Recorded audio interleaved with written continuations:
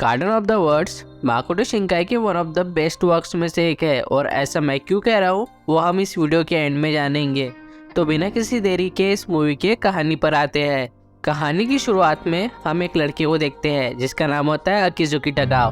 टकाओ दरअसल एक 15 साल का एक हाई स्कूलर होता है जो अपनी आज क्लास स्किप कर शिंजुकू गार्डन जा रहा होता है। और यहाँ पे गौर करने वाली बात यह होती है कि टकाओ को अपनी स्कूल लाइफ शुरू किए लगभग 2 महीने हो चुके होते हैं। अपने शू मेकिंग के फैशन को फॉलो करते हुए टकाओ शिंजुकू गार्डन इसलिए जा रहा होता है ताकि वो अपने शू मेकिंग के डिजाइन्स की प्रैक्टिस कर सके। जहाँ पे उसे एक खूबसूरत लेडी मिलती है जिसे देखकर टकाओ को फील होता है कि उसने कभी कहीं पर उस लेडी को जरूर देखा है, लेकिन उसे याद नहीं आ रहा होता। इसलिए टकाओ उस लेडी से डायरेक्टली पूछ लेता है क्या हम पहले कभी मिले हैं, जिस पर वो लेडी ना कहती है। लेकिन टकाओ की यूनिफॉर्म देखकर वो समझ जाते हैं कि टकाओ एक हाई स्कूलर है और टकाओ को एक पोयम सुनाकर वहाँ से चली जाती है। इसके बाद हम टकाओ को उसके घर पे देखते हैं जहाँ पर टकाओ अपने और अपने बड़े भाई के लिए डिनर की प्रिपरेशन कर रहा होता है। कुछ देर बाद उसका बड़ा भाई भी आ जाता है और टकाओ से पूछता है कि माँ कहाँ पर है, जिस पर टकाओ बताता है कि माँ कहीं पर चली गई है और एक लेटर भी छोड़ा है जिसमें लिखा है कि मुझे ढूंढते हुए मत आना। जिस पर टकाओ का बड़ा भाई माँ को अपने हालत पर छोड़ देने की बात कहता है क्योंकि वो जानता होता है कि माँ आज नहीं तो कल अपने बॉयफ्रेंड के साथ झगड़ा होने पर वापस जरूर आएंगी। जिसके बाद दोनों भाई डिनर कर ही रहे होते हैं कि तभी टकाओ का बड़ा भाई टकाओ को बताता है कि वो और उसकी गर्लफ्रेंड नेक्स्ट मंथ एक नई जगह पर शिफ्ट होने की प्लानिंग कर रहे हैं। जिस पर टकाओ को लगता है कि कहीं यही वजह तो नहीं है जिसकी वजह से आज माँ घर छोड़कर चली गई है।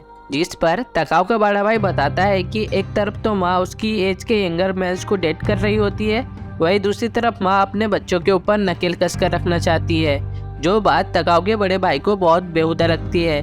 जिस पर टकाओ का मानना होता है कि माँ को इस बात की अथॉरिटी सिर्फ इसलिए मिल जाती है क्योंकि आज भी उनमें उनके यूथफुल लोग मौजूद होते हैं। जिस पर टकाओ का बड़ा भाई टकाओ की गलतफहमी क्लियर करते हुए बताता है कि माँ ने अपने पूरे लाइफ में उतना हार्डवर्क कभी नहीं किया जितना हार्डवर्क तुमने पिछले कुछ सालों में किया है।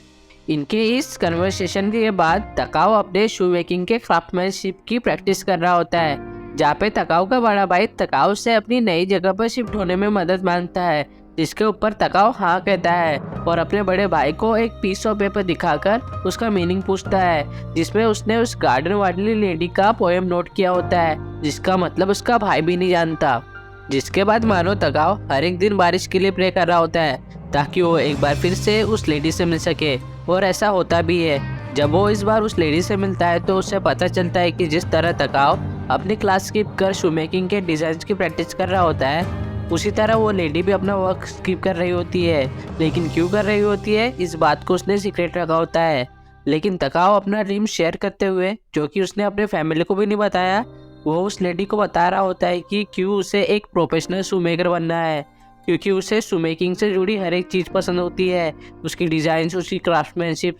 एक तरह से मानो टकाओ को शू मेकिंग के हर एक चीज़ से लगाव होता है। और अब कांतो रीजन जापान में बारिश के मौसम की शुरुआत हो चुकी होती है और बारिश का मौसम ही एक ऐसा मौसम होता है जहाँ पे उन दोनों को एक दूसरे से मिलने की अपॉर्चुनिटी मिलती है, जिसके बाद दोनों एक दूसरे से फ्रिक्वेंटली मिलते रहते हैं इस बारिश के मौसम में। इस दौरान टकाओ हमेशा अपना लंच बॉक्स उस लेडी के साथ शेयर करता होता है, लेकिन इस बार वो लेडी अपना लंच बॉक्स लाई होती है। उस लेडी के कुछ भी कहने से पहले टकाओ उसके लंच बॉक्स में से एक बाइट चख लेता है, जो कि उसे बिल्कुल भी पसंद नहीं आता। और यही बात वो लेडी टकाओ को बताने वाली होती है कि वो एक अच्छी कुक नहीं है।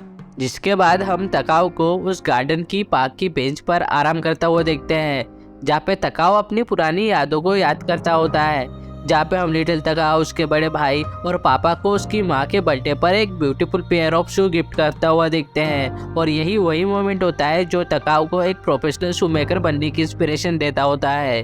इसके बाद हम उस लेडी को उसके घर पे देखते हैं, जो पहली नज़र में काफ़ी मेसी लगता है, मानो जैसे किसी लेजी और अनमोटिवेटेड पर्सन का घर हो।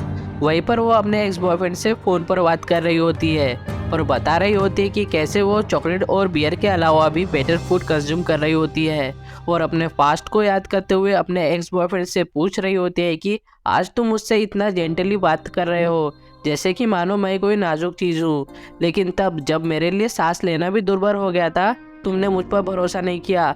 भरोसा किया तो उन रूमर्स का, मेरा नहीं।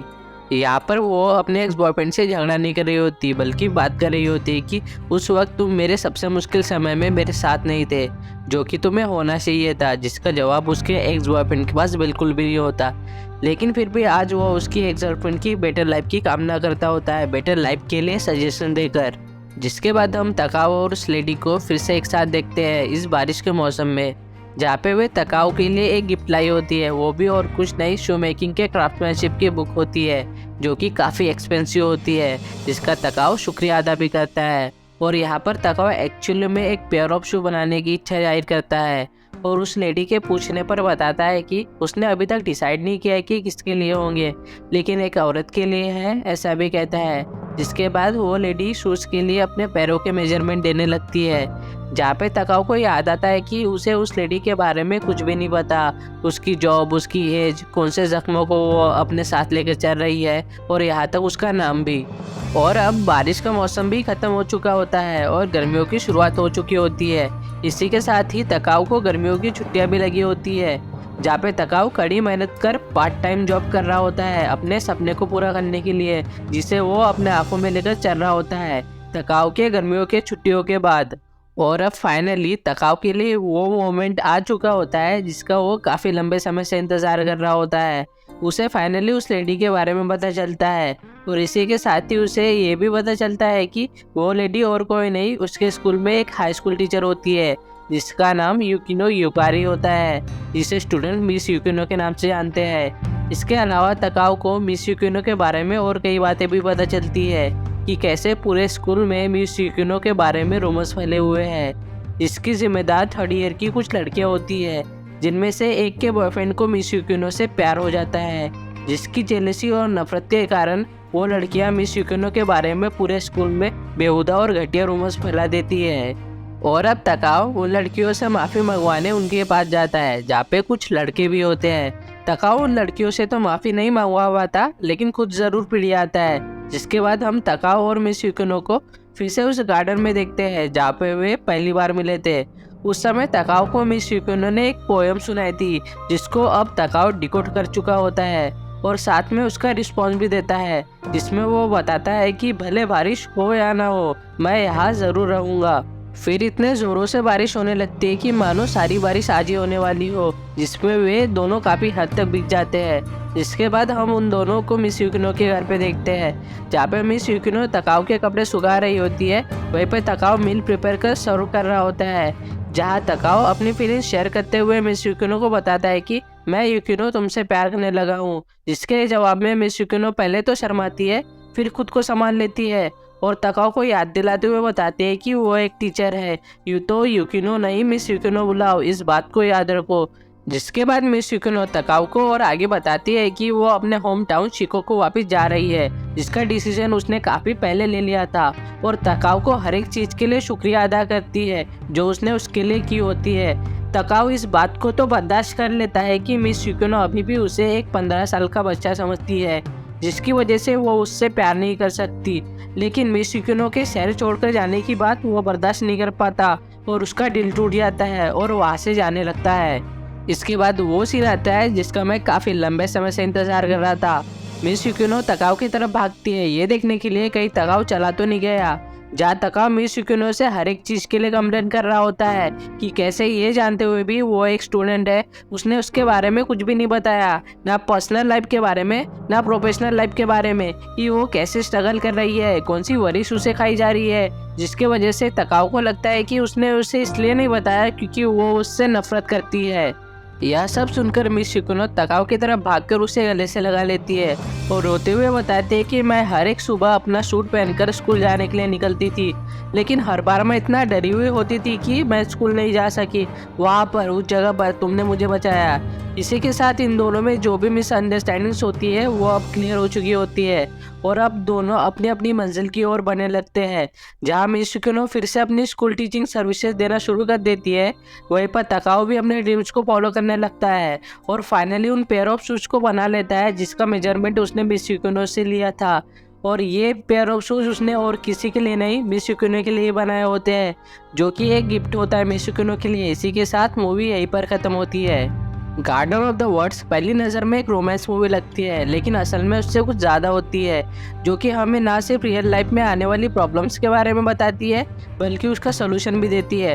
तकाओ और मित्सुकिनो दोनों ही अपने पर्सनल और प्रोफेशनल लाइफ में स्ट्रगल कर रहे होते हैं, जहाँ पे शिंजुकू गार्डन और बारिश दो लोनली पीपल्स के लिए एक अपॉर्चुनिटी की तरह आते हैं। मित्सुकिनो अगर आज कहीं पर अपने लिए स्टैंड ले पा रही होती है अपने फियर को ओवरकम करते हुए, तो इसका सबसे बड़ा जिम्मेदार तकाओ होता है, जो जाने अनजाने में मित्सुकिनो के लिए एक इंस्पिरेशन बनकर उभरता है।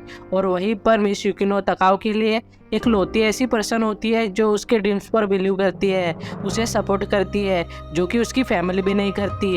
एक तरह से मानो दोनों एक दूसरे के लिए एक इंस्पिरेशन की तरह होते हैं। And that's why garden of the words Makoto Shinkai के one of the best works में से एक है। अगर आपको मेरा एक्सप्लेनेशन और नरेशन पसंद आया तो प्लीज़ मेरे वीडियो को लाइक, कमेंट और चैनल को सब्सक्राइब जरूर करें। शुक्रिया। जय हिंद।